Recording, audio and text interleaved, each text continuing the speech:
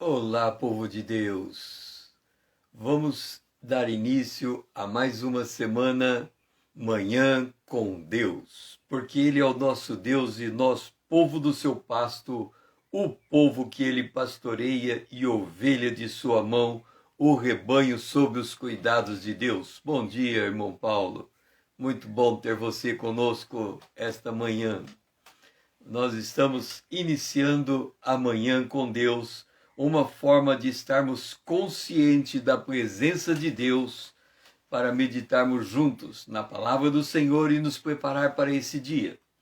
Nós estamos no Salmo de número 139, o versículo de número 17 e 18. Diz assim: Que preciosos para mim, ó Deus, são os teus pensamentos, e como é grande a soma deles. Se eu contasse, excedem os grãos de areia. Contaria, sem jamais chegar ao fim. Nesta manhã, nós estamos aqui no Salmo de número 139, e estamos lendo: Quão preciosos para mim, ó Deus, são os teus pensamentos. A Bíblia diz que os pensamentos de Deus são mais altos do que os nossos pensamentos, e os caminhos de Deus mais elevados que os nossos caminhos. Bom dia, Lídia. Nós estamos no Salmo 139, o verso 17 e o verso 18. Deixa eu dizer uma coisa para vocês. Quando nós lemos a palavra de Deus, nós temos que prestar muita atenção no que ela está dizendo. Aqui está dizendo assim: os pensamentos de Deus são preciosos. Aí você para um pouco para pensar e diz assim: eu faço a seguinte pergunta para você, vê se você consegue responder com rapidez. Aonde estão os pensamentos de Deus? Porque o salmista está dizendo assim: Deus, os teus pensamentos são preciosos para mim. E aí eu pergunto para você: aonde estão os pensamentos de Deus? O que você acha? Em que lugar eu encontro os pensamentos de Deus? Vamos lá. Sejamos rápidos na resposta para ganharmos tempo. Aonde estão os pensamentos de Deus? Aonde estão os pensamentos de Deus? Porque o salmista está dizendo: os pensamentos de Deus me são preciosos. Para que nós possamos apreciar os pensamentos de Deus, nós temos que saber aonde os pensamentos de Deus estão. Pois é, o irmão Paulo acertou. Os pensamentos de Deus, na verdade, o irmão Paulo bateu na trave. Ali, porque assim, a Bíblia é a palavra de Deus. Palavra. Por que ela é a palavra de Deus? Porque ela é um livro que tem um monte de coisa escrita. E esse monte de coisa que está escrito nesse livro é a palavra de Deus, ok? Um escritor, há milhares de anos atrás, ele sentou, ele, inspirado pelo Espírito Santo, ele escreveu. Então ele escreveu o quê? A palavra de Deus. Então eu quero ler a palavra. Eu não falo assim, eu quero ler o pensamento. Porque não faz sentido eu ler o pensamento, já que o pensamento é algo que está na mente. Agora, se o salmista está dizendo: o pensamento de Deus são tantos que eu não consigo contar, é porque o pensamento dele está elevado e ele pensa os pensamentos de Deus. Por que eu estou dizendo que os pensamentos de Deus estão na nossa mente? Porque senão não faz sentido, por exemplo, Colossenses, no capítulo de número 3, quando ele diz: habite ricamente em vós a palavra de Cristo. Significa que eu tenho que ir para a Bíblia, pegar a palavra, injetar ela no meu pensamento e pensar os pensamentos de Deus. Por exemplo, o autor do Salmo 119, ele diz assim: admiráveis são os teus testemunhos, a minha alma os observa. A revelação das tuas palavras esclarece e dá entendimento aos simples. Isso significa que nós temos que olhar para a palavra de Deus, ler a palavra, ler a Bíblia e trazer a Bíblia para dentro da nossa mente e pensar os pensamentos de Deus, ou seja, pensar o que a Bíblia está escrevendo, está nos transmitindo.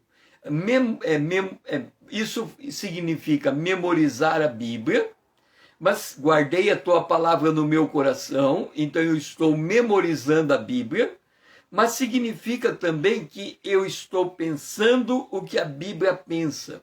E quando nós chegamos numa situação como o salmista, e ele fala assim: os teus pensamentos, como é grande a soma dos teus pensamentos. Ele está dizendo assim: a palavra de Deus está habitando dentro de mim com tanta força, ela me faz pensar nela. Imagina você, vamos mudar um pouco essa perspectiva. Quem Jesus é para você? Lembra que Jesus chegou e disse aos discípulos: o que o povo diz a meu respeito? Aí um diz: é profeta, o outro disse: é Jeremias, é Elias. Aí, e vocês, o que vocês pensam a meu respeito? Aí Pedro disse assim: tu és o filho do Deus vivo. Tu és o filho do Deus vivo. Aí Jesus disse assim: Pedro, porque disseste isto, porque você pensa isto a meu respeito, sobre a tua palavra, sobre a tua fé, eu vou levantar a minha igreja. Agora, note uma coisa. Quem Jesus é para você? Já falamos, ele é o Filho unigênito de Deus. Mas, na verdade, para nós, Jesus, além de ser o Filho de Deus, ele é o noivo amado. Nós somos como a noiva, a virgem preparada para o esposo. O que significa isso? Que nós amamos a Jesus como nosso noivo. O que significa isso? A noiva pensa o tempo todo no noivo. A noiva, ela tem ciúme do noivo. A noiva, ela quer o tempo todo estar do lado do noivo. Então, quando aqui está dizendo: quão precioso, ó Deus, são os teus pensamentos, significa todo momento eu quero me voltar para o noivo, porque eu quero expressar o meu amor para o noivo. E Jesus disse: quem me ama guarda as minhas palavras. Então, todo momento eu estou trazendo à memória a palavra de Deus. E quando eu começo a trazer a memória e ter prazer na palavra, ela vai se multiplicando na minha mente do tanto quanto ela está na palavra escrita. Quer dizer, a palavra escrita, ela vem para a minha mente e ela fica o tempo todo fervilhando os meus pensamentos. Sabe quando você não consegue dormir porque você está preocupado? É a mesma coisa, você não consegue dormir porque os pensamentos de Deus estão tomando conta de você. Imagina você não conseguir dormir porque você não para de pensar os pensamentos de Deus, meditar na palavra de Deus. Então é isto que o Senhor coloca. Nós temos que fazer com que a palavra de Deus saia da letra escrita e volte para os nossos pensamentos e os nossos pensamentos se acoplem se una aos pensamentos de Deus. Pai, nós nessa manhã queremos aprender a pensar os teus pensamentos. Nós queremos aprender, Senhor, a ter tantos pensamentos teus na nossa mente que a gente não consegue mais contar. A gente olha para um lado, ele está ali. Volta para o outro, ele está lá. Que o teu pensamento flua. Que a tua palavra, quando nos alimentamos nela, ela seja guardada em nosso coração e o tempo todo pensada e repensada na nossa mente. Que os nossos pensamentos se elevem aos teus pensamentos, Senhor. E que a nossa vida será muito mais leve se vivermos desse modo. Nós oramos em nome de Jesus, teu Filho amado, a quem nós amamos. Amém. Vamos para o altar de ouro, então. Agora que a gente sabe aonde estão os pensamentos de Deus, temos a palavra de Deus e temos os pensamentos de Deus que estão em sintonia com a palavra de Deus. Por isso nós estamos meditando na palavra. Então nós vamos para o verso 13 e 14. Pois tu formaste o meu interior, tu me teceste no seio da minha mãe. Graças te dou, visto que, por modo assombrosamente maravilhoso, me formaste. As tuas obras são admiráveis, e a minha alma o sabe muito bem. Deixe-me colocar uma coisa para vocês. Os pensamentos de Deus devem ser os nossos pensamentos. Só que tem um drama. Aquilo que absorve a nossa atenção é que molda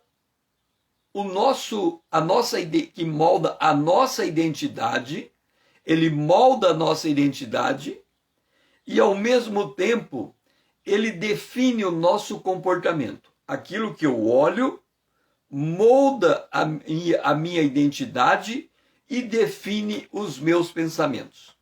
Imagine você o seguinte: Jesus é o fundamento da vida cristã. Então vamos supor que o irmão Paulo, ele comprou 2 terrenos. Um terreno ele comprou para investir e outro terreno ele comprou para morar. Geralmente, quando a gente faz alguma coisa para nós, a gente faz da melhor maneira possível. Mas vamos lá. Vamos imaginar que o irmão Paulo comprou 2 terrenos, um do lado do outro. Aí ele chama o engenheiro e fala assim: nesse terreno eu quero edificar uma casa. E naquele terreno ali é para investir. Aí a pessoa vem no terreno e faz o fundamento do terreno. Faz um fundamento bem fundo. Olha, ele encontra a rocha, coloca todo o suporte ali no terreno e o terreno está pronto para levantar uma casa. O irmão Paulo pode escolher levantar naquele terreno que tem aquele fundamento uma casa de 1 andar, 2 andares ou até 10 andares. Então o irmão Paulo fala assim: eu vou levantar um prédio de 10 andares porque eu vou morar no último andar e vou alugar os restos e os outros andares e vou ter uma renda própria. Ok, então tem aquele terreno e ele edificou quer edificar um prédio de 10 andares. Mas aí, imagina que aí ele entrega para o engenheiro fazer a obra e o engenheiro pega a planta e aí ele descobre que o irmão Paulo tem 2 terrenos. E ele fala assim: ué, aonde que eu vou fazer o prédio? No terreno A ou no terreno B? Em vez dele ligar para o irmão Paulo, ele fala assim: é no terreno B, é certeza, o terreno B é mais bonito que o A, então eu vou fazer o prédio no terreno B. Aí aquele engenheiro começa a construir o prédio que o irmão Paulo pediu para ele, 10 andares, no terreno B. Acontece que no terreno B não tem fundamento. O fundamento estava no A, mas como o engenheiro não perguntou, ele pensou que o fundamento estava no B. E o fundamento subiu 10 andares e quando chegou no último andar, o prédio caiu. Porque Jesus disse que a gente ou constrói a terra, a casa na pedra, na rocha, ou constrói a casa na areia. Então, o terreno precisa ter o fundamento que é Cristo. E aí, se a gente constrói no terreno errado, o fundamento cai. Então vamos lá. O que é a moda? A moda é aquilo que o estilista define de acordo com o que ele imagina a tendência daquele ano. Ok? Então eu vou dar um exemplo simples. Existe uma calça chamada slim. É uma calça que se apega no corpo. Faz mais ou menos 2 anos que eu não consigo comprar uma calça, porque não tem em nenhuma loja que eu vou comprar, eu encontro uma calça que não seja slim. Então eu não compro calça. Faz 2 anos que eu não compro, porque a gente não acha. Ontem nós fomos numa loja e achamos numa queima de estoque uma calça que não era slim. E aí eu falei, não vou comprar aquela calça. Por que eu estou dizendo isso? Porque eu tenho o meu estilo de vestir. Eu lembro que quando eu era pequeno, eu nunca, na minha adolescência, eu nunca usei uma calça que não tivesse sido feita por um alfaiate. Eu não comprava calça pronta. A minha mãe mandava fazer todas as minhas roupas. A minha calça, a calça tem certeza, ela mandava fazer em um alfaiate. Então, a minha maneira de vestir, ela já é determinada pelo meu jeito de ser. E a moda não vai mudar, não é porque a moda se tornou slim. Então, como eu sempre tinha um alfaiate fazendo a minha roupa, eu não dependia da moda. E aí o que acontecia? Acontecia que quando a moda mudava, eu percebia que as minhas roupas ficavam fora de moda.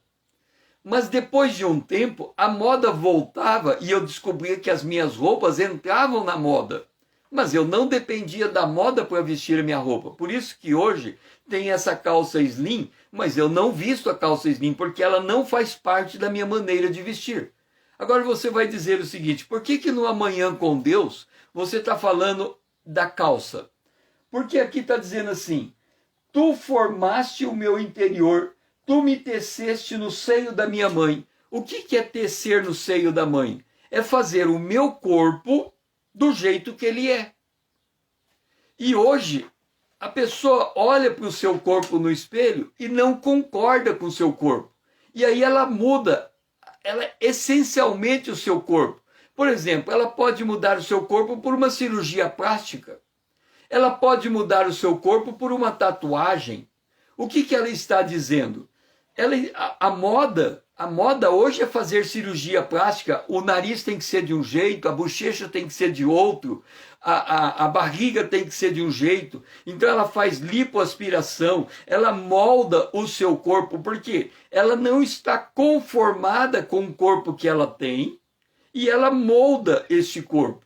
É óbvio que a gente tem que entender uma coisa, muitas vezes é necessário um procedimento cirúrgico no corpo para corrigir algo, em que, se não for corrigir, é em prejuízo à saúde. Mas é diferente, por exemplo, eu tatuar o meu corpo não vai me trazer nenhum benefício de saúde. Exatamente, eu comer demais também não vai me trazer benefício na saúde. Mas o que eu quero colocar com isso? É que quando eu estou olhando para mim de forma complexada e querendo olhar para esse mundo e pedir para o mundo criar o molde em mim, eu não estou com os pensamentos de Deus. Eu não estou olhando a maneira como Deus me teceu. Eu não estou assombrado com a forma que Deus me deu. Eu não estou feliz em perceber que Deus me criou como um ser único, com uma impressão digital única, com um DNA único. Mesmo eu vindo do meu pai e da minha mãe, eu tenho a minha própria característica, a minha própria forma. E como isso não ocupa os meus pensamentos, então o que ocupa os meus pensamentos é aquilo que o mundo me dá como forma. E ao invés de eu me conformar com aquilo que Deus me dá, eu me conformo com o que o mundo está me dando. E aí eu vou me moldar de acordo com o mundo. O mundo muda e eu mudo de acordo com o mundo, ao invés de eu me conformar com aquilo que Deus fez de mim e me alegrar e ser grato por aquilo que sou. Pai, eu glorifico a Ti, Senhor. Porque quando Davi fala dos pensamentos que são assombrosos, é porque ele olhou para si sob os olhos de Deus, sob Teus olhos, Senhor. E quanto o Senhor gastou 9 meses nos tecendo no ventre da nossa mãe, para que nós saíssemos algo que é aquilo que o Senhor fez e desenhou para nós. Mas quando a gente fica, a gente não aceita aquilo que o Senhor fez de nós, então nós começamos a deixar o mundo nos moldar. Senhor, que os Teus pensamentos realmente, Senhor, nos domine, e que a gente possa aprender a ser grato por aquilo que o Senhor fez em nós e está fazendo. Nós oramos em nome de Jesus, o Teu Filho amado, a quem nós amamos. Amém. Agora vamos para o nosso café da manhã. E diz assim, verso 23, sonda-me, ó Deus, e conhece o meu coração. Prova e conhece os meus pensamentos. Olha só, o irmão Paulo havia dito que a palavra, os pensamentos de Deus está no meu coração. Aí está. Sonda o meu coração. E eu disse que os pensamentos de Deus estão na minha mente. E aqui está. Conhece os meus pensamentos. Então, eu estou pedindo, o que eu quero tem que passar pelo crivo da palavra de Deus, e o que eu desejo tem que passar pelo crivo da palavra de Deus. O que eu quero e o que eu desejo é que vai produzir o meu comportamento, os meus hábitos de vida, os meus propósitos, os meus referenciais, a minha maneira de enxergar o mundo. Então, nós estamos colocando aqui a questão da moda. O mundo muda a moda. O mundo faz a moda. A moda, ela é um instrumento de venda. Então, por exemplo, por que eu compro ovo de chocolate na Páscoa? Eu poderia comprar ovo de chocolate o ano inteiro, naquele pacotinho de ovo de chocolate. Mas imagina você, em outubro, você sair do supermercado com um pacotinho de ovo de chocolate, aquele pacote, sabe? Parece ovo, né? Fechado. A pessoa vai falar, e olha esse trouxa aí, ele tá comprando ovo de chocolate e nem é Páscoa. Ué, por que eu não posso comprar o ovo de chocolate na Páscoa e qualquer outro dia? Por que o mercado só tem aquele formato de ovo de chocolate no dia da Páscoa? Porque a moda diz que naquele dia eu tenho que comprar daquele jeito e nos outros dias eu não posso comprar daquele jeito. Então veja que a moda, ela não só ela determina a minha atitude de compra, como ela também define o que eu não posso fazer. Esses dias eu estava vendo um programa de televisão, uma mulher e um filho, a mãe e o filho, eles compraram um carro da década de 60 e reformaram o carro até o carro ficar exatamente igual ao original. Aí, se você tivesse dinheiro para comprar aquele carro que está igual ao original da década de 60 e tivesse dinheiro para comprar o carro do último modelo e você só pudesse escolher um carro, qual você compraria? É provável que você compraria o carro de hoje, 0 km. Por que você compraria o carro de 0 km? Porque a moda diz que todo ano o carro que define a tendência e aquilo que a gente deve querer é o carro daquele ano. Então, quando nós olhamos a palavra de Deus e pedimos assim, sonda-me, ó Deus, lá no Romanos capítulo 12 diz assim, não se conformando a este mundo. Então, se Deus vai me sondar, ele vai verificar dentro de mim qual é o meu nível de conformação com o mundo que está em volta de mim. E se, quando Israel pede um rei igual os reis das nações, Deus estranha aquele pedido. Quando nós pedimos, Senhor, me dá isso, porque todo mundo tem isto, então eu estou dizendo que o meu referencial é esse todo mundo. Então eu não vou pedir para Deus me sondar, porque se Deus me sondar, ele vai querer encontrar dentro de mim o seu filho. A modelagem baseada no seu filho. O comportamento baseado no seu filho. A expressão do coração baseada no seu filho. Os pensamentos baseados nos pensamentos do seu filho. E quando eu falo seu filho, Jesus, eu estou falando o seu filho, Jesus homem. Aquele que andou entre nós e diz que tudo aquilo que ele via o seu pai fazendo, ele fazia igual. E hoje, tudo que nós vemos o mundo fazer, nós queremos fazer igual. Então o mundo lança uma moda e nós queremos fazer igual. Deixe-me dizer uma coisa. Hoje é muito comum, no meio cristão, por exemplo, fazer uma tatuagem, ok? E a gente vê todo mundo se tatuando. É uma moda, é uma tendência, todo mundo se tatuando. Quando a gente olha para a palavra de Deus, a Bíblia diz que tem um curso. O que é um curso? Você pega um rio e o rio ele vai para o mar. Todos os rios da terra, eles vão correndo para o mar. Um rio cai no outro rio, que cai no outro rio, que cai no outro rio, que cai no outro rio e chega no mar. Agora imagina você o seguinte, você está no Chapadão de Mato Grosso. No Chapadão de Mato Grosso,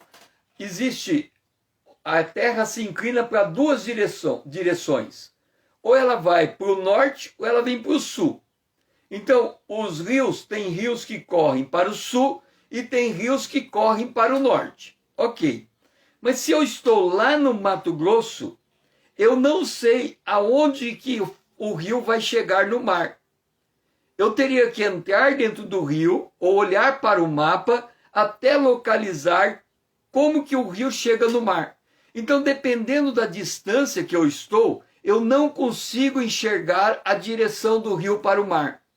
Aí você pergunta, por que a moda hoje é tatuar o corpo? Porque nós estamos falando do salmista que olha para o seu corpo e diz, o meu corpo é aquele que Deus fez. E eu estou grato. Mas a tatuagem, ela é uma colocação de algo sobre o corpo que não pertence ao corpo. Mas por que é tão importante fazer com que todas as pessoas, ricas e pobres, altas e magras, homens e mulheres de todas as línguas, raças e nações tenham uma tatuagem?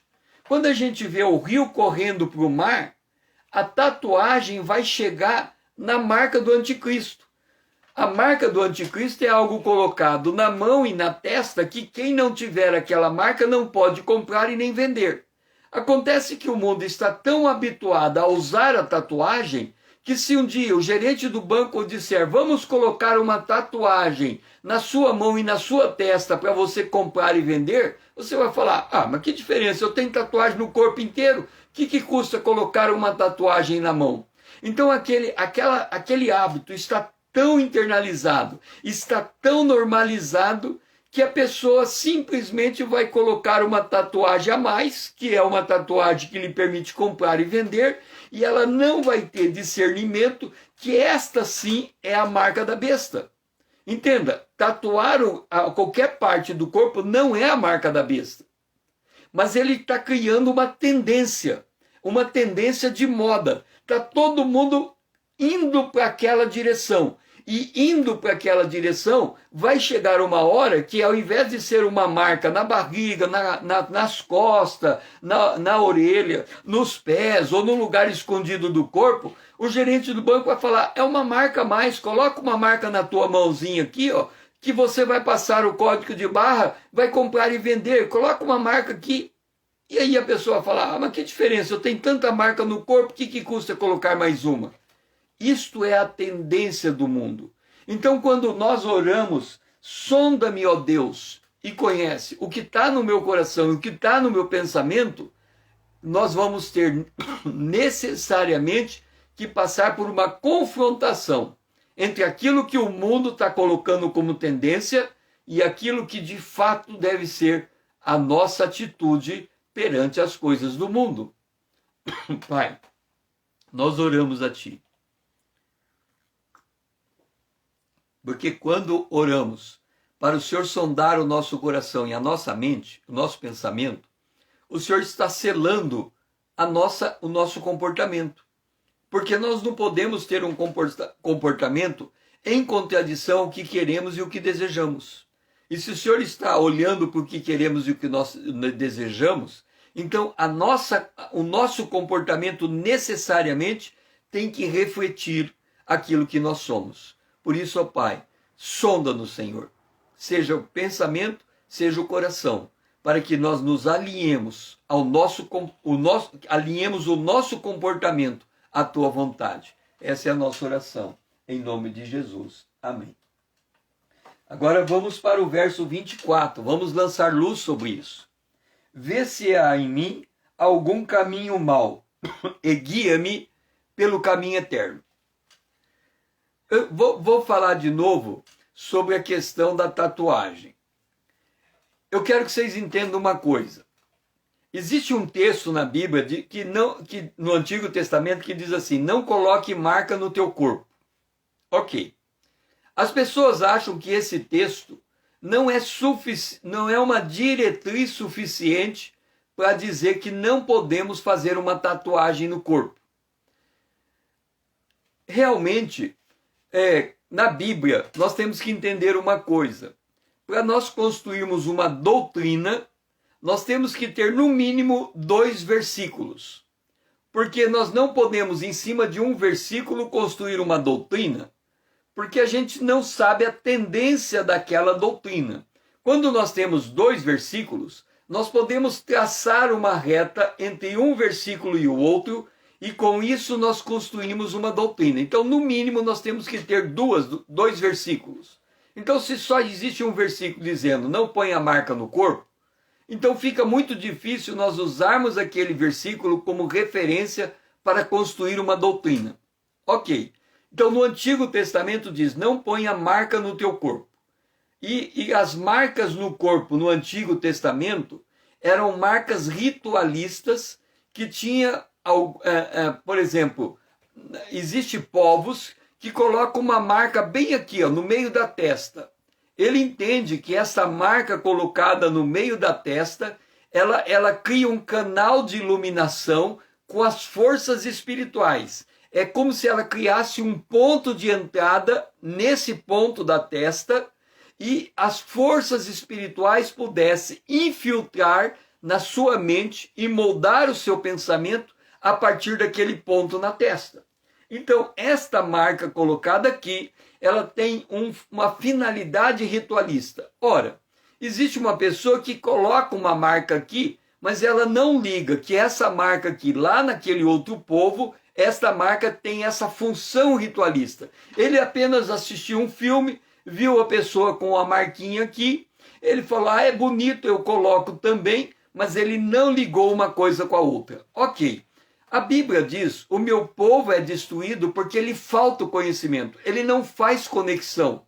Jesus disse, você conhecendo a verdade, você faz a conexão. E a verdade liberta você. Ora, a Bíblia diz assim, tudo que há no mundo é concupiscência da carne, concupiscência dos olhos, soberba da vida, isso passa. Uma tatuagem passa. A pessoa usa tatuagem hoje, amanhã o corpo dela modifica a forma e aquela tatuagem modifica a forma também. Então passa, é tudo passageiro. E aí o apóstolo João diz que tudo aquilo que é passageiro, o amor de Deus não está naquilo. Mas a pessoa, ela olha assim e fala, se a maioria faz, por que eu não posso fazer? Jesus tinha uma multidão diante dele que era a maioria, e Jesus diz assim, essa multidão é como ovelha sem pastor. Agora, como que você chega, como que eu posso falar algo que se um pastor está tatuado, o membro daquela igreja pergunta para ele se pode usar tatuagem, ele diz, eu uso, pode, ele também tatua. Então eu fui conversar com a menina, ela chegou para mim e disse assim, César, eu posso tatuar? Eu falei, olha, não tem nada no Novo Testamento que vai dizer que você não pode. Só que existe uma tendência. E a tendência é essa. Se todo mundo tatua o corpo inteiro, e algum dia vai chegar a marca da besta para pôr uma tatuagem na mão e na testa, a tendência do mundo vai ser dizer, olha, se eu ponho marca no corpo inteiro, por que eu não posso pôr marca na mão e na testa? Mas a Bíblia diz que quem colocar aquela marca na mão e na testa, que é a marca da besta, ele simplesmente tem o seu nome excluído do livro da vida. Ele vai para a morte eterna.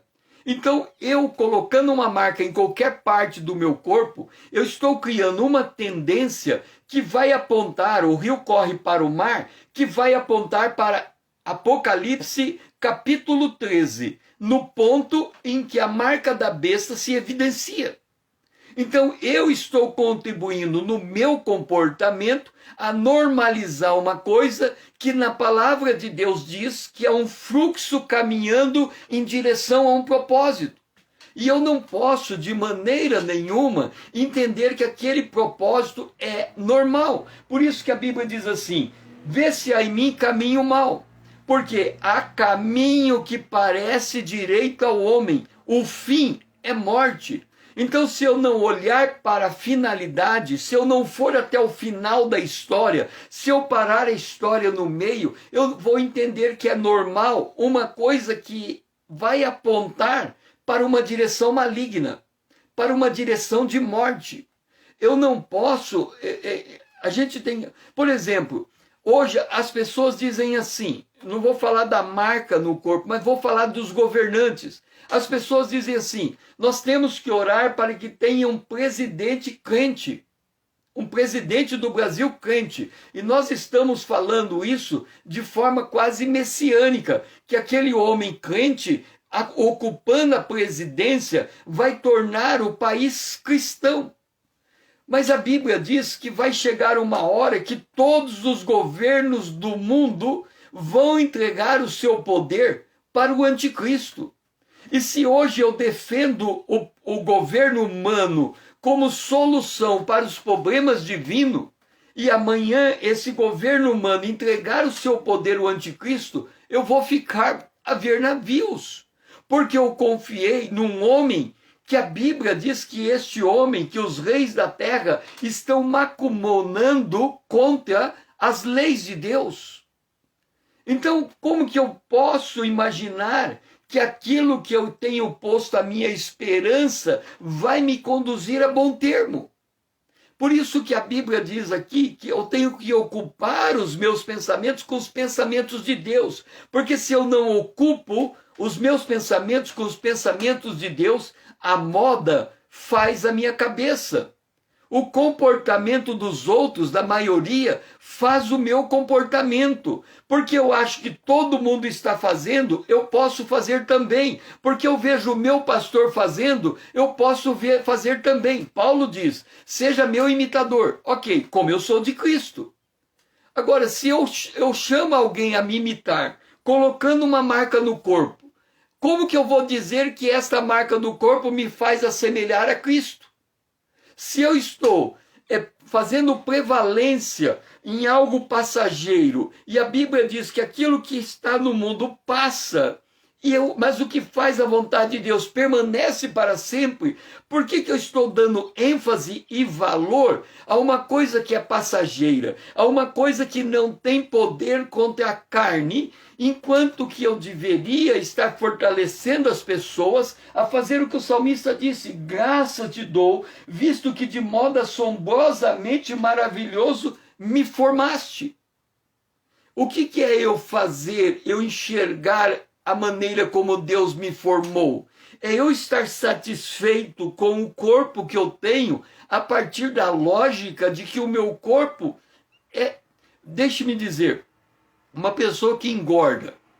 Uma pessoa que engorda, ela pode estar com problema de hormônio, problema hormonal, e o problema hormonal faz o seu corpo engordar, e o problema hormonal é uma deficiência do corpo que precisa de um tratamento médico, um acompanhamento médico.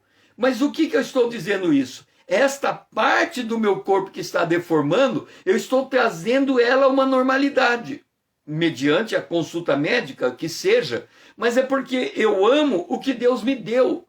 E aquilo que está deformando, aquilo que está modificando o que Deus me deu, eu não quero para a minha vida. Seja então um excesso de peso, ou seja então uma marca do corpo. Por quê? Porque eu estou valorizando aquilo que Deus me entregou naturalmente, aquilo que Deus me teceu, e nisso eu sou grato. Então, quando nós nos deparamos com esta oração, sonda-me, ó Deus, ele está dizendo, olha que eu vou examinar o teu caminho. E você, o que você pensa que é certo hoje, amanhã é morte. Você quer mudar isto? Pai, o Senhor é aquele que nos sonda.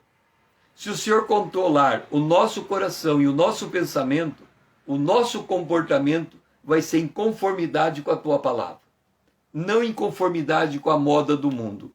Então, Senhor, tem dois moldes e nós temos que saber em que molde queremos nos colocar. Se é nos moldes da tua palavra ou se é nos moldes que o mundo dita. O molde que o mundo dita não nos leva a lugar nenhum senão para o braço do anticristo. Mas o molde que o Senhor nos dita nos transforma a sermos iguais a Jesus e andar com Deus. Então, Senhor, que a gente possa nesse dia escolher qual é o molde que vai determinar a nossa conduta. Essa é a nossa oração, em nome de Jesus, o teu Filho amado a quem nós amamos. Amém. Vamos agora para a pia de cobre, que está no verso 15 e 16. Os meus ossos não te foram encobertos, quando no oculto fui formado e entretecido como na profundeza da terra. Os teus olhos me viram, a substância ainda informe, e nos teus livros foram escritos todos os meus dias, cada um deles escrito e determinados, quanto nenhum deles havia ainda. Seja bem-vinda, Vanessa. Veja só, ontem eu fui no shopping e aí aconteceu uma coisa curiosa. Quando eu entrei no shopping, tinha uma escada rolante. É normal, você vai entrar no shopping, você tem uma escada rolante para levar dentro da loja. Só que naquela escada rolante tinha como se duas faixas. Eu tinha que entrar no meio das duas faixas. E aí eu entrei no meio das duas faixas. Quando eu cheguei a 1 metro da escada rolante, tinha um lugar dizendo assim, pare aqui. Aí tinha uma câmera fotográfica na minha frente. Aí aquela câmera fotográfica dizia assim, estava escrito assim, olhe para a câmera. E aí dizia assim, esta câmera está verificando se você está com máscara e vai medir a tua temperatura. Mas olhe para a câmera. Note uma coisa, o objetivo da câmera é medir a temperatura e verificar a máscara. Ora, para verificar a máscara e medir a temperatura, eu não preciso olhar para a câmera. Eu posso olhar para qualquer lugar, já que a pessoa está olhando para a minha máscara e não para o meu olho. E a minha máscara não está no meu olho. Só que você precisa se mexer, que às vezes você para e a câmera não lê.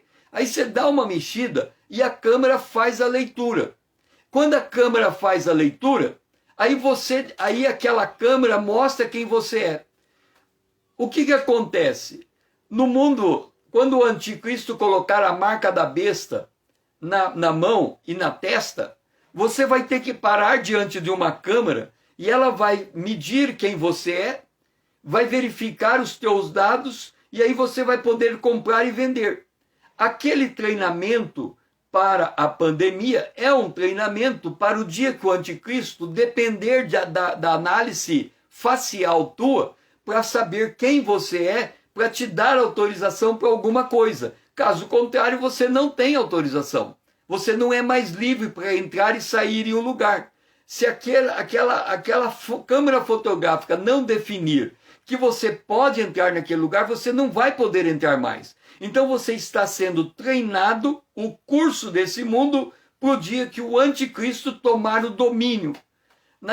No mundo, lá na década de 40, quando havia a Primeira e Segunda Guerra Mundial, os espiões tentavam entrar no país e eles tinham que entrar disfarçados. E quando eles entravam disfarçados, a contra-espionagem examinava tudo para saber se ele era quem ele era. Mas por que eu estou falando dessa máquina aqui? Olha só. O Senhor o meu osso não foi, os meus ossos não foram encobertos. Eu fui formado por ti. Ok? Então, imagina que esta é a minha aparência. Ela foi formada por Deus. Agora, imagina se eu dependesse da minha aparência para entrar no céu. Porque, do mesmo modo que eu posso olhar para essa máquina e dizer assim, esta máquina está me treinando para o anticristo, eu também posso entender o seguinte, esta máquina está me treinando para entrar no céu. Olha só, do mesmo jeito que eu digo, esta máquina, eu estou parado diante dela, ela está lendo a minha face. E se eu for eu, ela deixa eu entrar. Se eu não for eu, ela não me deixa entrar. Por que eu estou dizendo que a máquina do banco, eu não posso entrar no banco se eu tiver uma arma.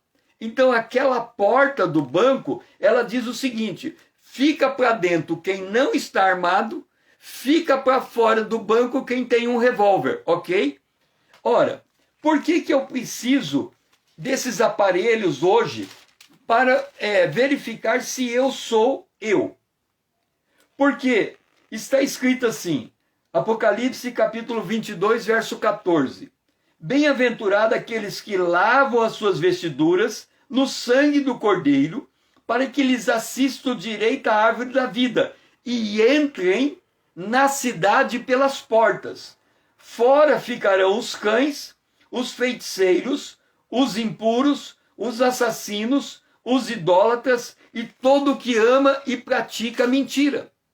Quer dizer, todas as vezes que eu entro num banco com porta automática, eu tenho que me lembrar que na cidade de Nova Jerusalém vai ter uma porta que vai ter uma luz e quem estiver em pecado não entra. Da mesma maneira que eu paro diante do shopping e aquela maquininha fica vistoriando o meu rosto para saber se eu estou com máscara, se os meus olhos estão olhando a câmera, se a minha temperatura está certa, da mesma maneira na cidade celestial só entra quem tem o seu corpo lavado com o sangue do Cordeiro. Então eu tenho que entender que da mesma maneira que os homens estão exigindo a minha identidade, Deus também está exigindo a minha identidade porque Deus tem ciúme de mim. Entenda a seriedade disso. Quando eu coloco uma marca no meu corpo, eu tenho que me perguntar se eu estou colocando essa marca para Deus ler a minha identidade ou porque todo mundo está fazendo e eu estou fazendo igual. Quando eu estou usando a moda, eu tenho que entender se essa moda que o estilista está desenhando é uma moda que agrada aos olhos de Deus ou agrada os olhos daquilo que o estilista quer intencionar com aquela moda. Então eu não posso me deixar moldar pelo curso desse mundo apenas porque a maioria faz, e se a maioria faz, todo mundo está salvo, porque a maioria justifica. Existe um adágio popular que diz assim, a voz do povo é a voz de Deus. Mas a voz do povo gritou, crucifica-o, crucifica-o, e a voz do povo matou Jesus Cristo. Então a voz do povo, ela não é referência, ela não é norte, ela não é baliza para que nós possamos moldar o nosso comportamento de acordo com a voz do povo. O nosso comportamento deve ser moldado de acordo com a voz de Deus. É por isso que nós temos que entender, os teus olhos me viram, e aquilo que ele criou, aquilo que ele moldou, é adequado o suficiente para aquilo que ele planejou. E quando eu não concordo com o molde de Deus, quando eu não concordo com a maneira como Deus trabalha comigo, como eu não concordo com a maneira como Deus quer que eu viva, como eu não concordo em agradar a Deus, então eu estou em prejuízo. Eu estou edificando a minha casa sobre areia e não sobre a rocha. Eu não estou enxergando o peso da eternidade. Eu só estou enxergando a aparência desse mundo. E a aparência desse mundo passa. E eu poderei chegar na eternidade sem absolutamente nada. Mas o que eu quero enfatizar aqui é que esse treinamento é o mesmo treinamento que Deus nos coloca e submete. Que da mesma maneira como somos treinados por esse mundo, a olhar a quem somos na nossa identidade, na Cidade Santa também haverá uma porta com uma luz e só vamos cruzar se preenchermos aqueles requisitos. É isso que a gente tem que entender. É que quando estamos diante de uma máquina que faz a nossa leitura, o homem quer saber se nós somos quem somos. Mas do mesmo modo, Deus também quer saber se nós somos quem somos. É isso que nós temos que entender. Cada vez que somos submetidos a um check-in de identidade diante dos homens, nós também somos colocados em um check-in de identidade diante de Deus. E a pergunta que temos que fazer é, nesse check-in de identidade, nós somos quem somos ou somos o curso desse mundo? Pai, que a gente possa entender que o nosso comportamento reflete a nossa identidade.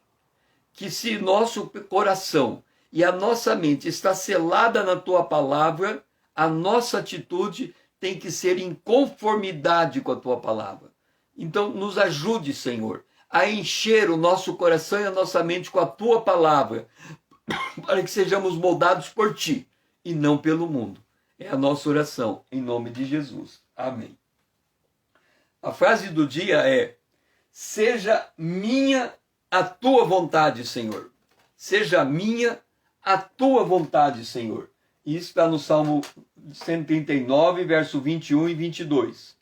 Não aborreço eu, Senhor, os que Te aborrecem, e não abomino os que contra Ti se levantam.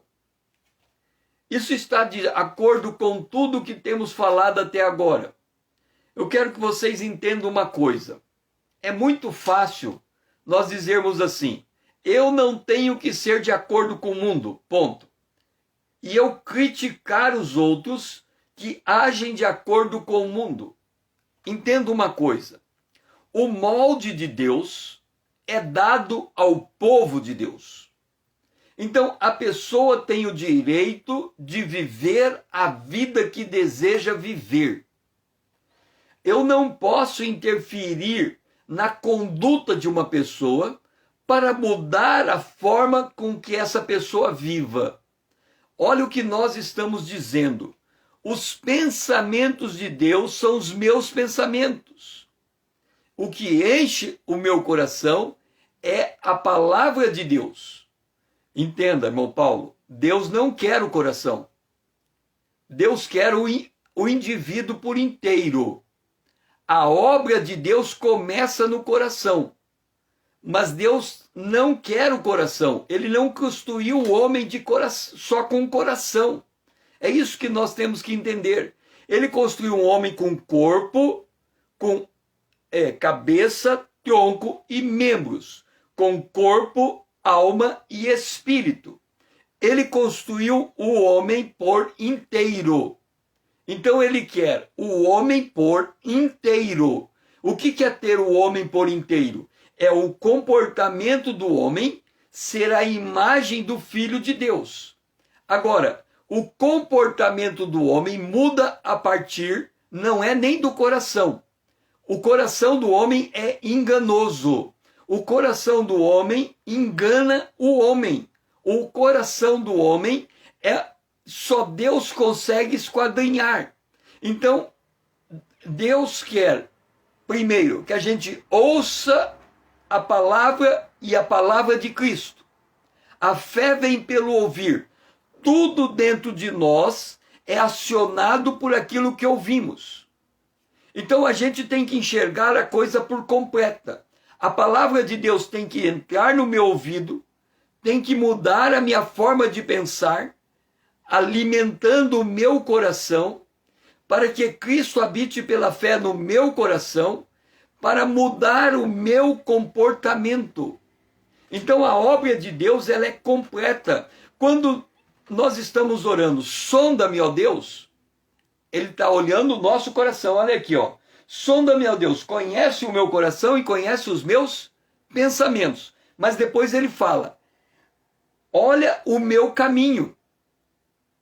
Vê se o meu caminho está indo pelo curso do mundo ou o meu caminho está indo pela vereda eterna.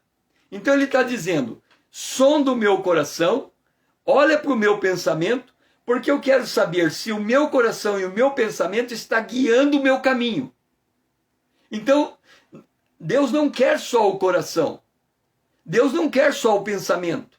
Deus quer o homem por inteiro. Por isso que fala, ama o teu Deus de todo o teu coração, de toda a tua alma, de todo o teu entendimento.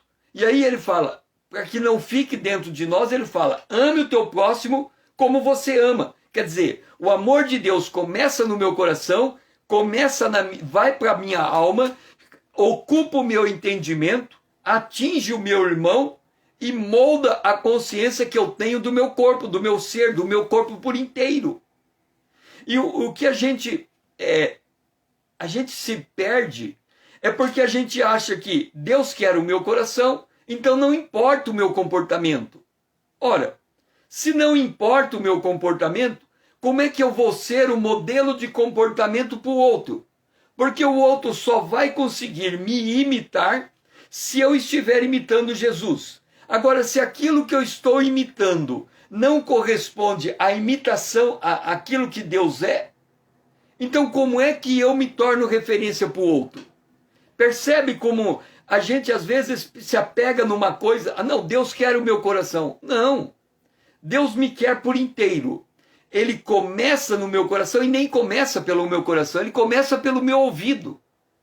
Eu ouço a palavra de Deus, eu adquiro o molde de Deus, ela atinge o meu coração, eu mudo o meu comportamento e a minha vida é de toda agradável a Deus. Se nós não entendermos isso, nós não vamos entender, por exemplo, a palavra do apóstolo Paulo à igreja de Tessalônica. Porque a igreja de Tessalônica, ele vem e ele diz assim, para a igreja aos Tessalonicenses. No capítulo 1, ele diz assim, o nosso evangelho chegou até vós, em plena convicção, porque vocês sabem o nosso procedimento, ou seja, a nossa atitude, e vocês se tornaram os nossos imitadores, porque vocês receberam a palavra em meio a muita tribulação, com alegria, e vocês se tornaram um modelo de comportamento para todos os crentes na Macedônia. E a fé de vocês se provou para todos. Então Paulo está dizendo, olha, se a palavra de Deus entra no meu ouvido, ocupa os meus pensamentos, molda o meu coração, ela determina o meu comportamento. E aí eu me torno um exemplo para quem me observa. E ao me tornar exemplo para quem me observa, ele vai perceber que eu estou imitando Jesus Cristo. Então nós temos que entender que há dois moldes a que nos podemos submeter. O molde do mundo, o molde de Deus. O molde do mundo é como um rio que leva para o braço do anticristo, o braço da besta, o braço do falso profeta. Tudo que o mundo faz está levando para a besta. Tudo que Deus faz está nos levando para a vida eterna. O peso de Deus sobre nós, ele é leve porque ele nos molda para a eternidade. O peso do mundo, ele é pesado porque ele conduz para o braço do anticristo. Agora, para onde você quer caminhar? Para a presença de Deus, andando com Deus, se comportando como Deus, como servo de Deus, entendendo a magnitude do que Deus faz com você, ou você se comporta de acordo com o molde desse mundo, de acordo com a moda, de acordo com a tendência, de acordo com as coisas que são passageiras, e você não vê conflito no molde do mundo em detrimento ao molde de Deus. Então fica esta palavra: para o homem há caminho que parece direito, o fim dele é morte. Então eu tenho que entender o que Deus faz. Eu tenho que amar a Deus com o coração, com a alma, com o entendimento, para que eu ame o meu próximo, quer dizer, o que Deus faz comigo externe na minha atitude para com o meu próximo, e aí eu vou enxergar que eu consigo amar a mim mesmo e por inteiro como eu sou.